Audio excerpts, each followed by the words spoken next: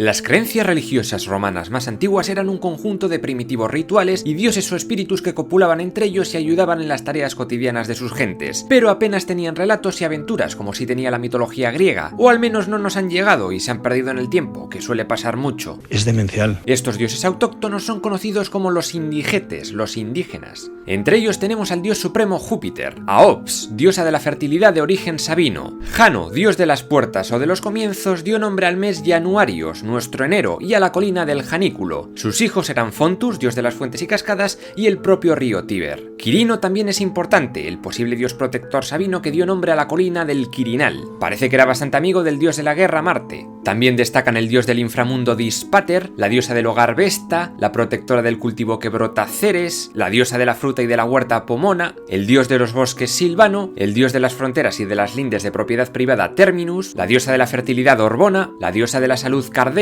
el dios pastor y oráculo Fauno o el dios de las tormentas etrusco Summanus. Cuando el mundo romano entró en contacto con la cultura griega, probablemente a través de los etruscos, estos dijeron: ¡coño, estas historias molan mogollón, nos las quedamos! Es decir, que comenzaron a asimilar elementos de los dioses griegos en los suyos, y de alguna forma adaptaron los respectivos mitos y leyendas de estos a su propio contexto y panteón. Estos son los llamados dioses novensides. Lógicamente fue un proceso mucho más complejo y con matices, pero simplificándolo mucho, Zeus fue asociado a Júpiter, su padre Cronos pasó a ser Saturno, su esposa Rea acabaría fusionada con Ops o Opis, Hera ahora era Juno, el dios de la guerra Ares pasó a ser Marte, Poseidón ahora era Neptuno, Afrodita era Venus, Atenea era Minerva, Diana era Artemisa, Vulcano era Hefesto, Heracles era Hércules. Toda esta transición se pierde en las tinieblas de aquellos tiempos. También muchos romanos reclamaban esos dioses como suyos, pues hay que recordar que según el relato de la Eneida de Virgilio, el héroe Eneas, que luchó en Troya del lado de Príamo, acabó huyendo con su hijo Ascanio y tras muchas aventuras, como su romance con la reina Dido de Cartago, acabó estableciéndose en Lavinio, a pocos kilómetros de Roma. El nombre se lo pone por su esposa Lavinia, hija del rey latino de aquella región. No sé si es la verdad, pero es tan bonito. Ascanio fundó Alba Longa y sus descendientes gobernaron esa ciudad.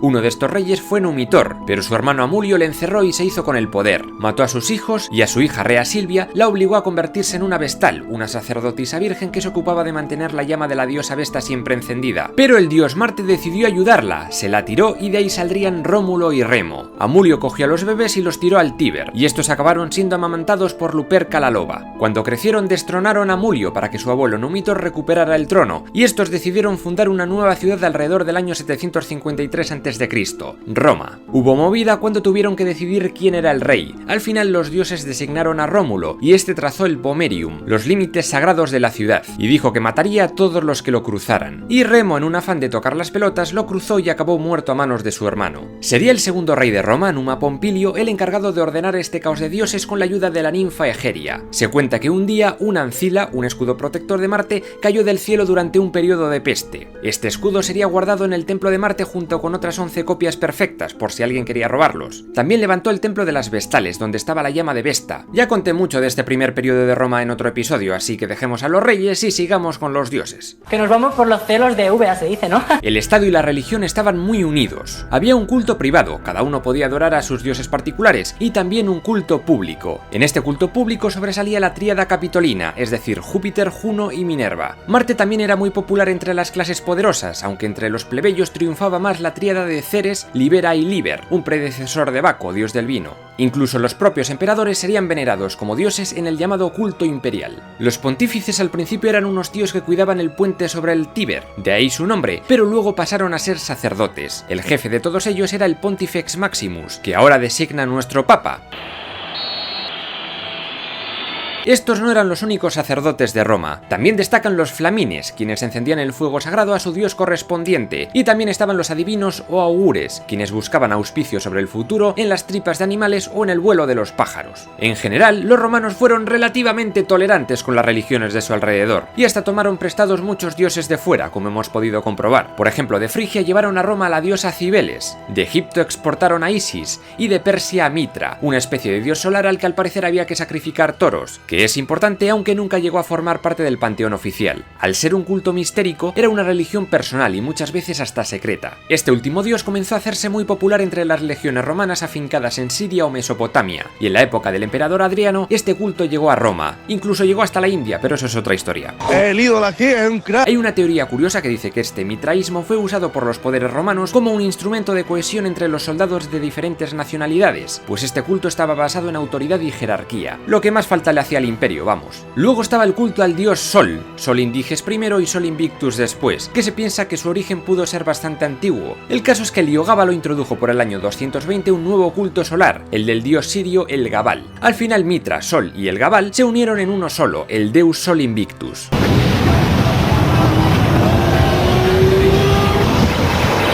Sin embargo, fue el cristianismo la religión que comenzó a poner nerviosos a los sectores más conservadores de Roma. Y es que mientras que los dioses romanos estaban para hacer favores eventualmente a la gente, el dios cristiano prometía un paraíso eterno donde todos eran iguales. Todos los intentos de represión acabaron generando más adeptos hasta que Constantino I dejó de perseguirles, y Teodosio I convirtió el cristianismo en la religión oficial del imperio en el año 380 con el edicto de Tesalónica, y sus sucesores comenzaron a perseguir paganos, claro. No te cebes, no te vengas arriba. Un elemento importantísimo en las prácticas religiosas romanas era el calendario. Los romanos medían su tiempo en base a la fundación de Roma o también en base al comienzo de la era republicana. El primer calendario romano se atribuye a Rómulo y comprendía 10 meses lunares, de marzo a diciembre, y no tenía días fijos ni numerados. Enero y febrero no existían, era como una especie de tiempo muerto donde no se cultivaba, y sería Numa Pompilio quien los nombrara oficialmente. En total 355 días. Faltan 10, ¿verdad? Esta gente decidió añadir un mes adicional cada 2 años, el Marcedonius, pero solo lograron liarlo todo aún más.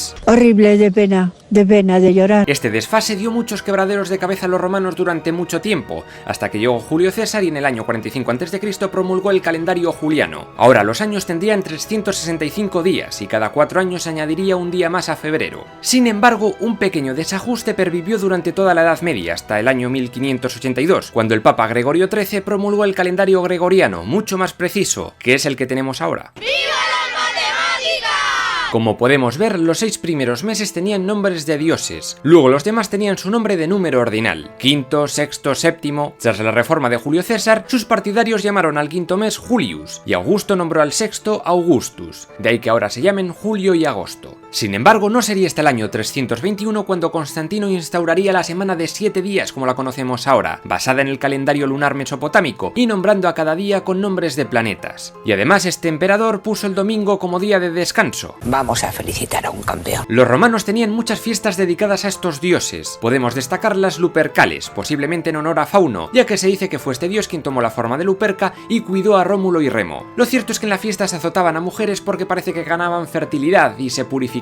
Por el año 500 esta fiesta sería reemplazada por algo más bonito, San Valentín. Hoy es el día de los enamorados. Además estaban las fiestas del vino, como las Vinalias en honor a Venus o las Bacanales en honor a Baco. Sin embargo, esta última solía hacerse a escondidas, en reuniones secretas, y había crímenes, violaciones, conspiraciones, en fin, que intentaron acabar con ellas. Yo soy abstemio, pero pregunto, ¿ya uno puede ir por la calle ya borracho en este país? La Saturnalia o Saturnales eran unas celebraciones de corte agrario dedicadas al dios Saturno entre los días 17 y 23 de diciembre. Se dejaba de sembrar, se hacían regalos y banquetes públicos y los esclavos podían ser un poco más libres. Se acabaría trasladando a febrero y reconvertida en lo que ahora llamamos carnavales. Parece que fue Aureliano el gran impulsor del culto al Sol Invictus en Roma, buscando una especie de supremacía de este dios sobre el resto para reforzar su poder como emperador. De hecho, se comenzó a celebrar el nacimiento de este dios el día 25 de diciembre. ¿Por qué este día? Porque era el solsticio de invierno, y lo que en realidad celebraban era que a partir de aquí los días eran más largos. Era el renacimiento del sol. Como ya he explicado en vídeos anteriores, esta celebración acabaría siendo sustituida por la Navidad, el nacimiento de Jesús, y con ello se facilitaba la conversión a esta nueva religión. ¡Ya llegó la Navidad! Para los cristianos ortodoxos, la fecha del nacimiento de Jesús o fiesta de la Epifanía es el 6 de enero. Al parecer es debido a que ellos siguen usando el calendario juliano en vez del gregoriano. Nosotros usamos esa fecha para la celebración del Día de los Reyes Magos. En fin, que en los últimos años del Imperio Romano hubo competencia entre el mitraísmo, el cristianismo y otros cultos paganos. Al final, afortunadamente, venció el cristianismo, porque si hubiese ganado el mitraísmo probablemente estaríamos todo el día matando toros. Bueno, mejor me callo. El objetivo de este canal es resumir toda la historia de la humanidad de principio a fin. Si te gusta, no dudes en suscribirte. Si te gusta mucho, no dejes de compartir los episodios en redes sociales. Y si directamente te flipa, puedes apoyar el canal en Patreon, donde tendrás acceso a material exclusivo y sorteos varios.